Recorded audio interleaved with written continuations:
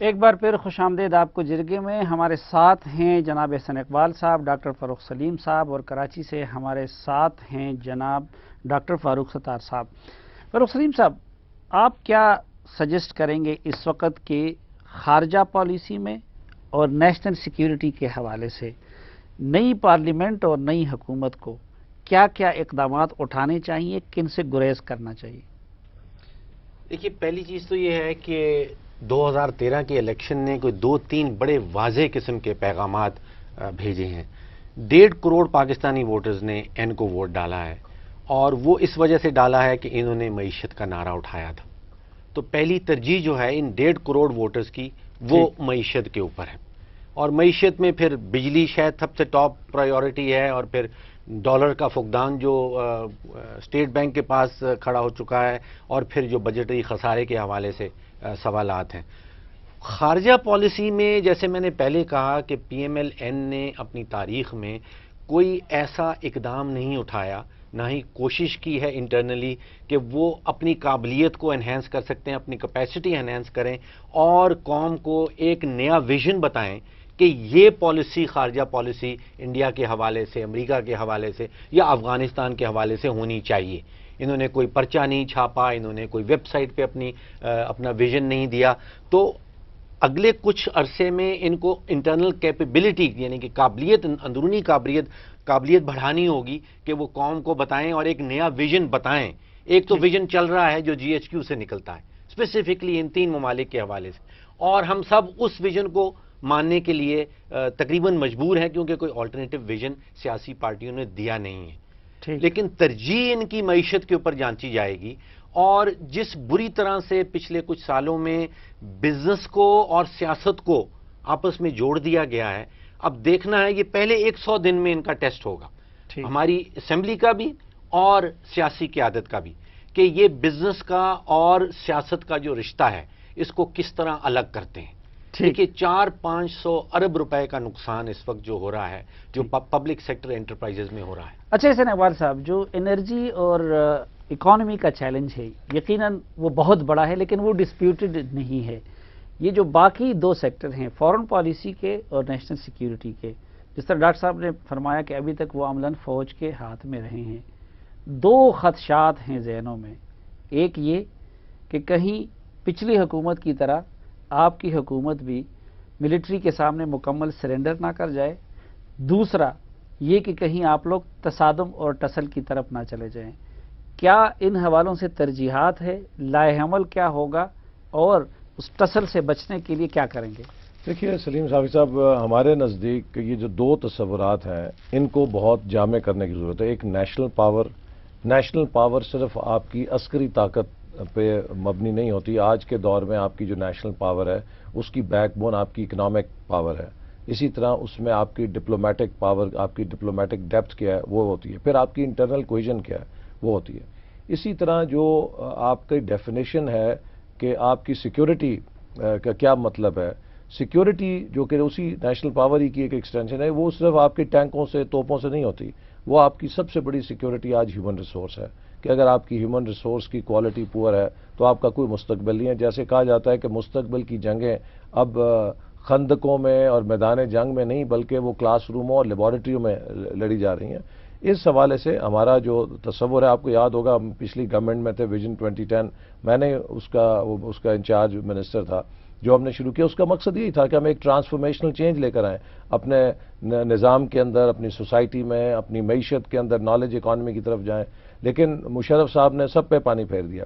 اسی طرح جو فارن پالیسی ہے، ڈاکٹر صاحب نے کہا، میں تھوڑی سی اس میں ان کا بے حد احترام ہے، لیکن میں ان کو یاد دلانا چاہوں گا. دیکھیے یہ ہماری گورنمنٹ ہے جس نے ایک بڑا بولڈ انیشیٹو لیا جب واجپئی صاحب لاہور آئے اور لاہور پیس پروسیس شروع ہوا. لاہور ڈیکلیریشن آپ اٹھائیں اور اس کو اگر آپ پڑھیں، وہ لاہور ڈیکلیریشن ایک اتنا جامع دستاویز ہے کہ جس میں ایک نیوکلیئر رجیم جو دونوں ممالک کے درمیان ہوگی، ایک ٹریڈنگ رجیم کیا ہوگی، کس طرح دونوں ممالک مل کے گلوبل ٹریڈنگ رجیم کے اندر لابی کریں گے، کس طریقے سے تمام کشمیر سمیت مسائل حل ہوں گے. کے رد عمل میں حادثہ ہوا جس کی وجہ سے آپ کا اکنامک ویژن بھی پارا ہو گیا. لیکن اب میں یہ سمجھتا ہوں کہ دیکھیے سوسائٹی بے حد ٹرانسفارمیشن سے گزری ہے.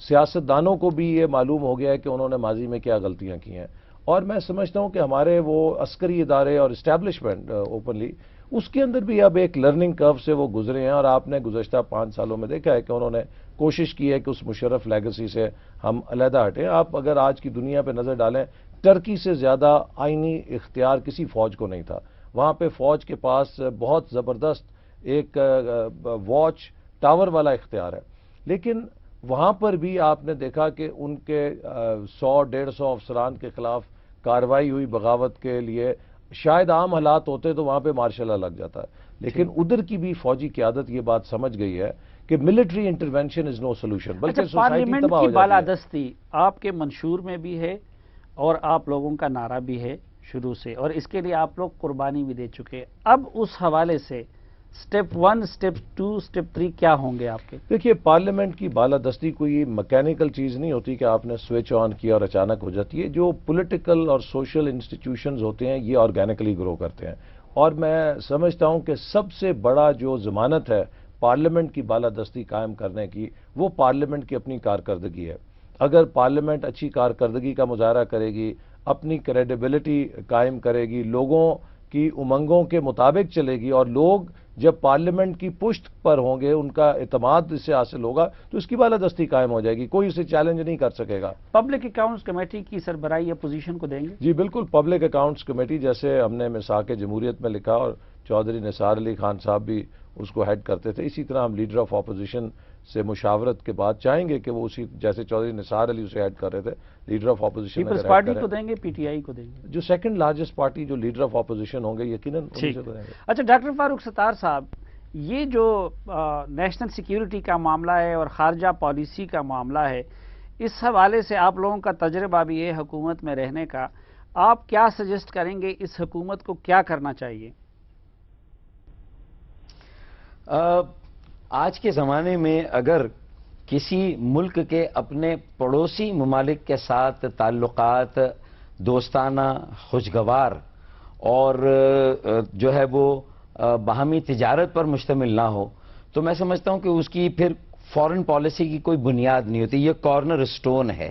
اس کے لیے جیسا کہ فاروق سلیم صاحب نے کہا کہ انڈیا کے ساتھ تعلقات جو ہے وہ دوستانہ ہوں، قریبی ہوں، اور ہمارے درمیان سفری سہولیات جو ہیں وہ زیادہ سے زیادہ بہتر ہوں، اور جو یہ وہ کانفیڈنس بلڈنگ میجرز ہیں ان پر ہم تیزی سے جو مراحل ہیں اس کو طے کریں جو رک گئے تھے۔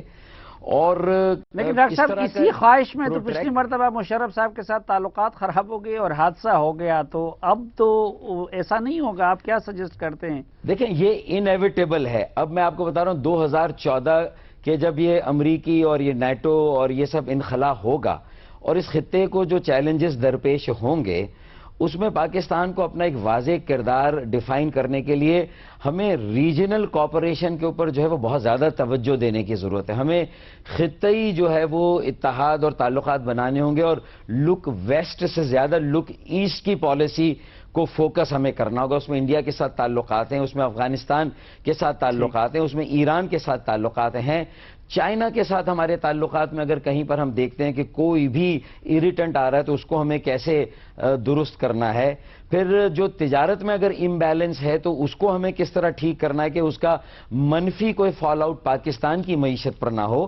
تو چائنا کی دوستی پھر معاشی بنیادوں پر بھی ہمیں اس کو کس طرح سے جو ہے وہ دیکھنا ہے، اور ہمیں جو اپنے پڑوسیوں کے ساتھ کس طرح ایک اشتراک عمل قائم کرنا ہے، یہ بہت ضروری ہے۔ اور دہشت گردی، انتہا پسندی کی ریسرجنس بھی ہو سکتی ہے 2014 کے بعد، اگر کوئی ایسی صورتحال ہوتی ہے۔ یہ ڈائیلاگ اگر افغانستان میں ہوتے ہیں، پاکستان میں تو ابھی ٹی ٹی پی نے کہہ دیا کہ وہ ولی الرحمان کے جو ہے وہ ان کی جو ہے وہ مارے جانے کے بعد وہ وڈرا کر گئے، پیچھے ہٹ گئے۔ تو یہ بھی سارے چیلنجز ہیں۔ اس میں آپ کیا سجیسٹ کرتے ہیں، ان کو ڈائیلاگ کرنا چاہیے یا فورس کا استعمال کرنا چاہیے ٹی ٹی پی کے معاملے میں؟ دیکھیں میں یہ سمجھتا ہوں کہ سب سے پہلے تو تمام سیاسی جماعتوں کے درمیان کوئی جو ہے وہ ایک کنسنسس تو ہم ایوالو کریں کہ کوئی نیشنل کاؤنٹر ٹیررزم ہم نے پالیسی بنائی بھی ہے، یا آج ہم وقت اور حالات کے ہاتھوں مجبور ہو کر یہ بات ہم کر رہے ہیں. اگر ہماری کوئی نیشنل کاؤنٹر ٹیررزم پالیسی نہیں ہے جس میں عوام کو ہم نے شریک نہیں کیا ہے، انہیں ملکیت اور اونرشپ نہیں دی ہے، اور مقامی سطح پر جیسے ہوم لینڈ سیکورٹی کا تصور 9/11 کے بعد جو ہے وہ وضع ہوا، 7/7 کے بعد یو کے میں ایک نظام وضع ہوا، تو پوری دنیا میں آج جس طرح کمیونٹیز کو پارٹیسپیشن دی جا رہی ہے اور انہیں اونر بنایا جا رہا ہے، انتہا پسندی دہشت گردی کے رجحانات جو ہے وہ انہیں کیسے کم کیا جائے، ختم کیا جائے، پھر جہاں دہشت گرد ہیں ان کی کمین گاہوں تک کیسے پہنچا جائے. اچھا، ان تجاویز پہ جی ہم احسان اقبال صاحب کا رد عمل بھی لیں گے ناظرین، لیکن ایک مختصر سے وقفے کے بعد.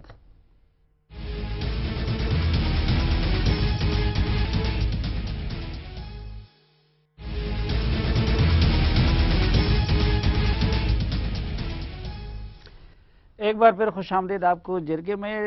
ڈاکٹر صاحب، یہ جو تجویز دی فاروق ستار صاحب نے، ایک تو کاؤنٹر ٹیررزم کی کوئی نیشنل سطح پہ اسٹریٹجی بنانے کے لیے کیا کرنا چاہیے، ہوم لینڈ سیکیورٹی طرز کا کوئی ادارہ بنائیں، اور یہ سول ملٹری تعلقات کو بہتر رکھنے کے لیے اس میں آپ کیا تجویز کرتے ہیں؟ یہ لوگ کوئی نیشنل سیکیورٹی ایڈوائزر رکھتے، کیا کریں؟ دیکھیے، نیشنل سیکیورٹی والا معاملہ پہلے لے لیتے ہیں. آپ تاریخی طور پہ دیکھیں تو جب سے پاکستان آزاد ہوا تو میں سمجھتا ہوں سن 2000 تک پورے ملک میں طاقت کا سرچشمہ جو ہے وہ ایک ہی تھا، جو پاک فوج تھی.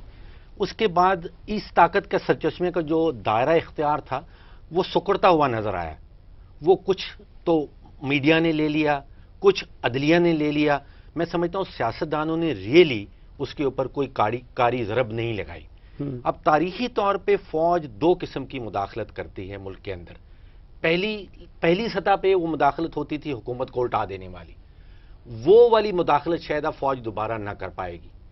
دوسرے سطح پہ اس کی مداخلت ہوتی تھی پالیسی سازی کے حوالے سے، اندرونی بھی اور بیرونی بھی. میرا یہ انالیسز ہے کہ پہلی والی طاقت تو ختم ہو گئی فوج کی، لیکن دوسری والی طاقت ابھی تک انٹیکٹ ہے، اور وہ انٹیکٹ اس وجہ سے ہے کہ ہماری سویلینز میں کمزوریاں ہیں، اور ان کمزوریوں کا فوج فائدہ اٹھا کے پھر سٹیپ ان کرتی ہے. جو گیپ رہ جاتے ہیں جبکہ سیاستدان جو ہیں وہ اندرونی پالیسی میں اپنے ووٹرز کو سیٹسفائی نہیں کر پاتے، بیرونی طور پہ باقی ممالک کے حوالے سے ایک ٹھوس قسم کی پالیسی اب نہیں دے تجویز پاتے. کیا، یعنی اس پہ یہ لوگ کیا کریں یہ سول ملٹری معاملے کو بہتر رکھنے کے لیے اور ٹیررزم کو پراپرلی کاؤنٹر کرنے کے لیے؟ کیونکہ اداروں کے درمیان کوارڈینیشن بھی نہیں ہوتا. اب جب صوبوں میں بھی اپوزیشن کی حکومتیں ہوگی تو آپ کیا سجیسٹ کرتے ہیں ان کو؟ دیکھیے، جو جنگ والا معاملہ ہے، دہشت گردی والا معاملہ ہے، اس میں قطعاً کوئی شک کی بات نہیں کہ آخر میں وہ ڈائیلاگ کے تھرو ہی حل ہوگا. ٹھیک. معاملہ یہ ہے کہ وہ ڈائیلاگ کب کرنا ہے، جب ریاست at a position of strength ہو، ٹھیک، اور اس کے مخالفین جو ہیں وہ کمزور ہوں، یا جبکہ ریاست جو ہے وہ کمزور ہو. یہ جو طالبان کے نئے اعلان اور مذاکرات سے انکار کے بعد بھی آپ لوگ اس پہ قائم ہیں کہ ڈائیلاگ کی کوشش کریں گے؟ دیکھیے سلیم، جیسے کہ آپ جانتے ہیں کہ یہ ایک سیدھا مسئلہ نہیں ہے کہ جو بہت سٹریٹ ہو. اس کی بہت ساری لائنیں ہیں. کچھ اس میں ہارڈ کور ایسے ملیٹنٹس ہیں کہ جو بالکل باغی ہیں، وہ کسی بات چیت میں دلچسپی نہیں رکھتے. سوال زیادہ ہے، وقت کم ہے. میں بتا دوں کچھ لوگ ہیں کہ جو بات چیت کے ذریعے وائلنس کو چھوڑنے کے لیے آمادہ ہیں. ایسے وہ تمام گروہ کہ جو بات چیت کے ذریعے وائلنس کو چھوڑنے پر رضامند ہے، ان سے بات چیت ہونی چاہیے. جو سیکیورٹی کی بات کی، میں سمجھتا ہوں کہ جو ضرورت ہے وہ یہ ہے کہ ڈیفنس کیبنٹ کمیٹی ہمارے پاس ایک ادارہ موجود ہے، اس کا ایک سٹرکچر نہیں ہے، اس کا ایک پرماننٹ سیکریٹریٹ ہونا چاہیے جہاں پہ سول اور ملٹری نمائندے مستقل بنیادوں پر جو ہمارے سیکیورٹی کے ایشوز ہیں ان پر پالیسی میکنگ کے لیے ہوم ورک کریں اور وہ کیبنٹ کے سامنے پریزنٹ. یہ جو مشترکہ پارلیمانی کمیٹی تھی قومی سلامتی کے لیے، اس کو کنٹینیو رکھیں گے؟ نہیں، ڈیفنس کیبنٹ کمیٹی موجود ہے، ہمارا جو آئینی ادارہ ہے، لیکن اس کا کوئی پرماننٹ سیکریٹریٹ نہیں ہے. اس کی جو کمی ہے اس کا ایک پرماننٹ سیکریٹریٹ ہو اور وہ پیریوڈکلی رضا روانی صاحب والی کمیٹی ختم ہو جائے گی. وہ تو ایک پارلیمنٹ کی کمیٹی ہے نا، میں ایگزیکٹو سائٹ پہ بات کر رہا ہوں حکومت کی. وہ نیشنل سیکیورٹی کی پارلیمان کی کمیٹی ہے، وہ کام اور میں نے کرے سنا گی. کہ قومی سلامتی کا مشیر بھی بنائیں گے. ابھی اس کا کوئی فیصلہ نہیں ہوا، جب کابینہ بنے گی تو اس کا فیصلہ آ جائے گا، لیکن ہم نے تو میرے سنا تھا کہ نزدیک فیصلہ بھی ہوئے سرتاج عزیز صاحب بنیں گے. ابھی میرے علم میں نہیں، لیکن میرے نزدیک جو سب سے ٹھیک. بڑی ضرورت ہے وہ ڈیفنس کیبنٹ کمیٹی کا، اگر ایک مستقل سیکریٹریٹ ہو ٹھیک. جہاں مستقل بنیاد پر سول نمائندے اور فوج کے نمائندے بیٹھ کے جو قومی سیکیورٹی کے اہم ایشوز اچھا، ہیں یہ ان لا پر انفورسنگ پیپرز کے تیار مختلف کریں۔ اداروں کو ایک ساتھ لانے اور ایک پیج پہ لانے کے لیے وہ کیا تجویز ہے، کیا اسٹریٹجی ہوگی؟ یہ ہوم لینڈ سیکیورٹی کی طرف دیکھیے نا، آپ وہ فاروق ستار صاحب کہہ رہے تھے جی کاؤنٹر ٹیررزم اسٹریٹجی نہیں بنی، ٹھیک. 5 سال تو آپ حکومت میں تھے، حد یہ ہے کہ 5 سالوں میں کاؤنٹر ٹیررزم جو انہوں نے فورس کھڑی کرنی تھی اس کا بل پاس نہیں کرا سکے اسمبلی سے۔ جی فاروق ستار صاحب، مختصر وقت ہمارا ختم ہے، کیوں نہیں کر سکے 5 سالوں میں؟ دیکھیں، میں نے تو اس کا کھلا اعتراف کر لیا کہ کوئی سمت نہیں تھی، اچھی گورننس نہیں تھی، پھر کرپشن کی بہت ساری کہانیاں تھی، اس کو بھی سیریسلی نہیں لیا گیا، سنجیدگی سے نہیں لیا گیا۔ مقامی حکومتوں کا نظام نہ انہوں نے اپنے صوبے میں قائم کیا، نہ جو یہ احسن اقبال بھائی ہیں انہوں نے اپنے صوبے میں قائم کیا۔ تو اس کا مطلب یہ ہے کہ میں تو جی بہت شکریہ فاروق ستار صاحب، وقت ختم ہوا اس دعا کے ساتھ کہ نئی پارلیمنٹ اور نئی حکومت عوام کی توقعات پہ پورا اترے۔ آج کے مہمانوں کے ایک بار پھر شکریہ کے ساتھ آج کے جرگے سے اجازت چاہتا ہوں۔ اللہ حافظ۔